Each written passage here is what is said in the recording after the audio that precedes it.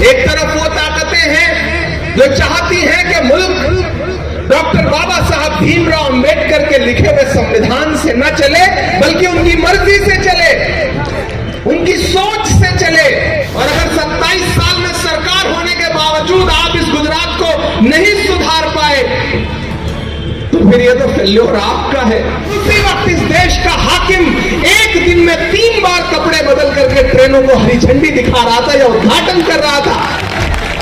एक शख्स आरएसएस की नफरत की राजनीति के खिलाफ कन्याकुमारी से कश्मीर तक हर दिन पिछले 70 दिनों से 25 किलोमीटर हर दिन पैदल चल रहा है। हजारों हजार करोड़ रुपए की ड्रग्स पकड़ी गई और आज तक कोई बात करने को तैयार नहीं है, कोई मीडिया बात करने को तैयार नहीं है, कोई एजेंसी जांच करने को तैयार नहीं है। जहां शराब बंदी है वहां एक साथ 50 से ज्यादा लोग जहरीली शराब पीने से मर जाते हैं और मीडिया में चर्चा तक नहीं होता। यह है सच। ये अपने हुनर से, अपनी मेहनत से, अपने पसीने से, अपने बच्चों के लिए रोजगार कमाने वाले लोग हैं।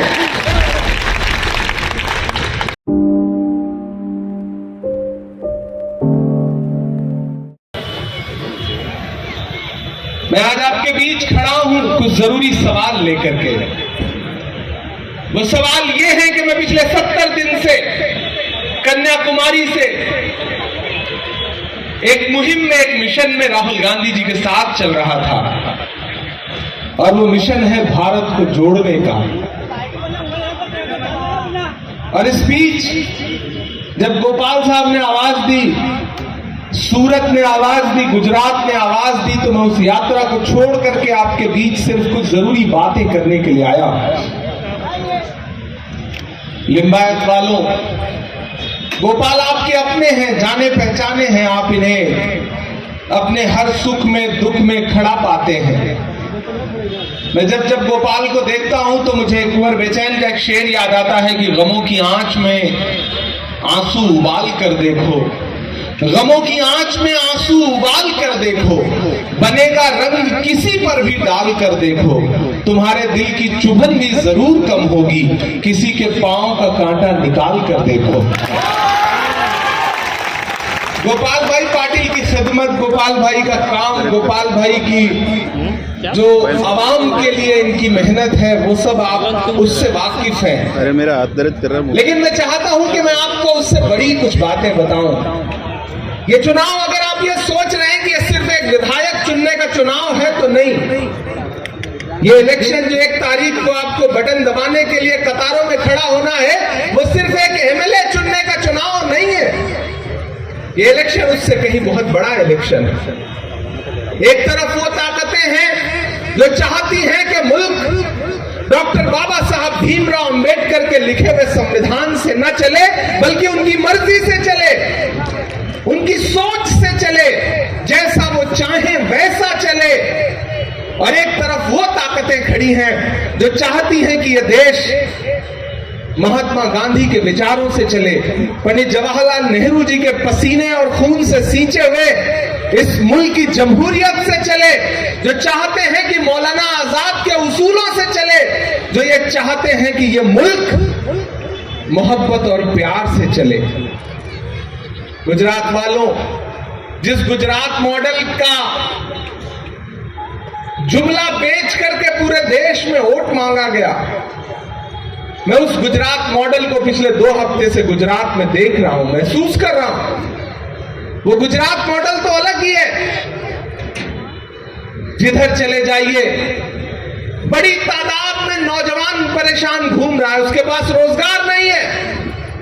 देश को 2 करोड़ नौकरियां हर साल देने का दावा करने वाले प्रधानमंत्री जी के अपने राज्य गुजरात में जब नौजवान नौकरी लेने के लिए पर्चा भरता है, पेपर देने की कोशिश करता है, तो एग्जाम से पहले पेपर लीक हो जाता है। यह है इस गुजरात का सच। 56-86 वो गुजरात जहां शराब बंदी है, वहां एक साथ 50 से ज्यादा लोग जहरीली शराब पीने से मर जाते हैं और मीडिया में चर्चा तक नहीं होता। यह है सच।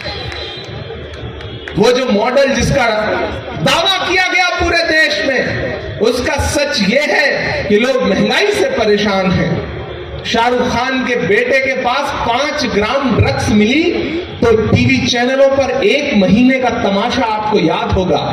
लेकिन ये वही गुजरात है जिसकी मुद्रा पोर्ट पर हजारों हजार करोड़ रुपए की ड्रग्स पकड़ी गई और आज तक कोई बात करने को तैयार नहीं है, कोई मीडिया बात करने को तैयार नहीं है, कोई एजेंसी जांच करने को तैयार नहीं है।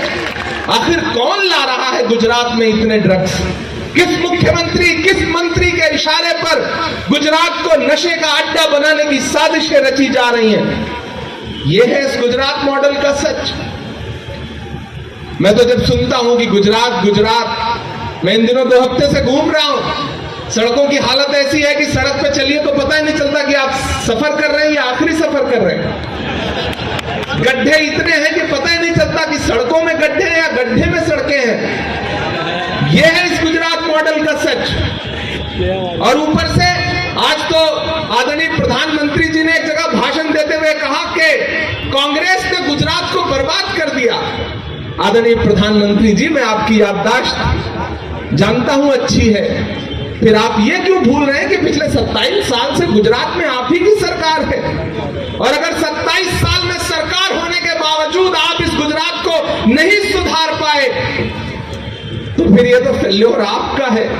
मैं सूरत में खड़ा हूं, ये व्यापारियों का शहर है, यहां कारोबार करने वाले लोग हैं, किसी सरकारी रहमो करम पर पलने वाले लोग नहीं हैं। ये अपने हुनर से, अपनी मेहनत से, अपने पसीने से अपने बच्चों के लिए रोजगार कमाने वाले लोग हैं।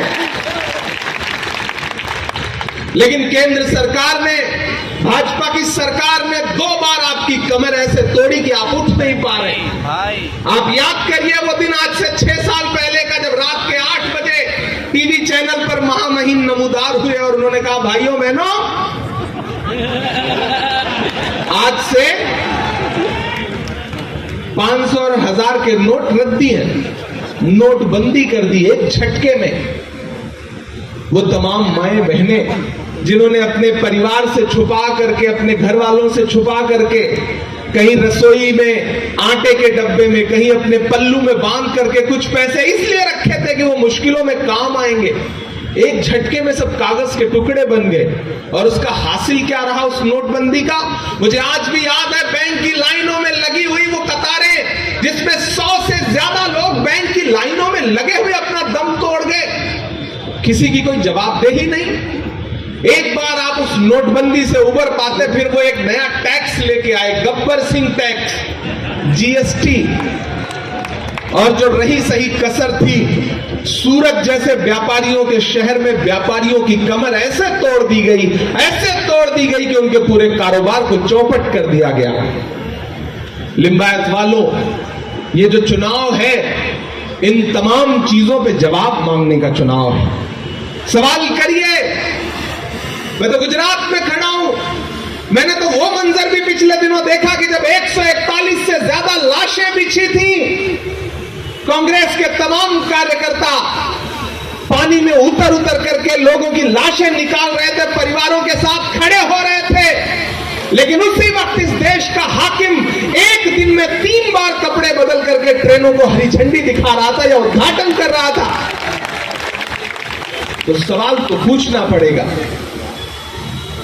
आज ये कहा जा रहा है, हिमाचल में वोट मांगते हुए कहा गया कि अगर हिमाचल में हमारी सरकार नहीं बनी तो कांग्रेस वाले हमें दिल्ली में काम नहीं करने देंगे। यही आपके यहां भी कहा जा रहा है कि अगर गुजरात में सरकार नहीं बनी डबल इंजन की तो काम नहीं करने देंगे कांग्रेस वालों।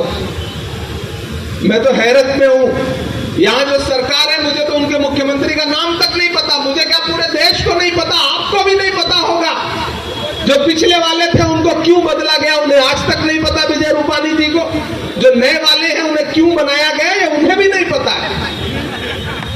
ऐसे में आपको जरूरत है एक मजबूत सरकार चुनिए, एक नई सरकार चुनिए जिसके सपने नए हो, जो गुजरात में कुछ करने की जद्दोजहद कर सके, जो गुजरात को बदलने का सपना देख सके। ऐसे में आपको कांग्रेस को चुनना पड़ेगा। और मैं क्यों छाती ठोक करके पूरी जिंदगी के साथ आपसे यह कह रहा हूं कि आपको कांग्रेस को चुनना पड़ेगा, क्योंकि कांग्रेस की जो सोच है वो इस देश को मोहब्बत से लेके चलने की सोच है।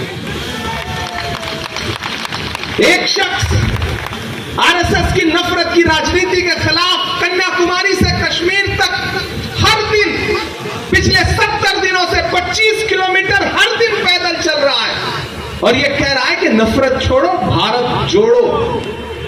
लोगों को एकजुट करने की कोशिश कर रहा है, मोहब्बत से आगे बढ़ रहा है। मैं उसके साथ चलता रहा हूं इस यात्रा में। कई कई जगह ऐसे मंजर आए हैं लिंबायत वालों की 1-1 लाख से ज्यादा आवाम एक वक्त में राहुल गांधी जी के साथ कदम से कदम मिलाकर के ये नारे लगा रही थी कि नफरत छोड़ो, भारत जोड़ो।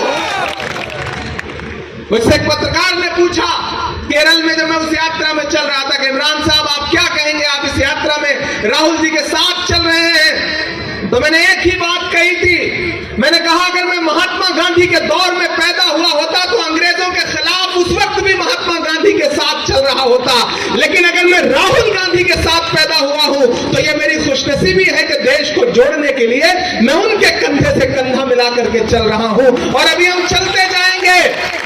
टूटी हुई कश्ती का हुनर देख रहे हैं, साहिल पे खड़े लोग इधर देख रहे हैं, तुम पांव के छालों को फकत देख रहे हो, हम और भी आगे का सफर देख रहे हैं। हमारी जो कोशिश है, हमारी जो सोच है वो ये है कि मोहब्बत से देश को जोड़ा जाए। गुजरात इस बार परिवर्तन के मुहाने पर खड़ा है। पिछली बार भी परिवर्तन होते होते रह गया था, बहुत थोड़ी सी कसर से चूक गए थे आप। सूरत वालों खासतौर से आप चूके थे।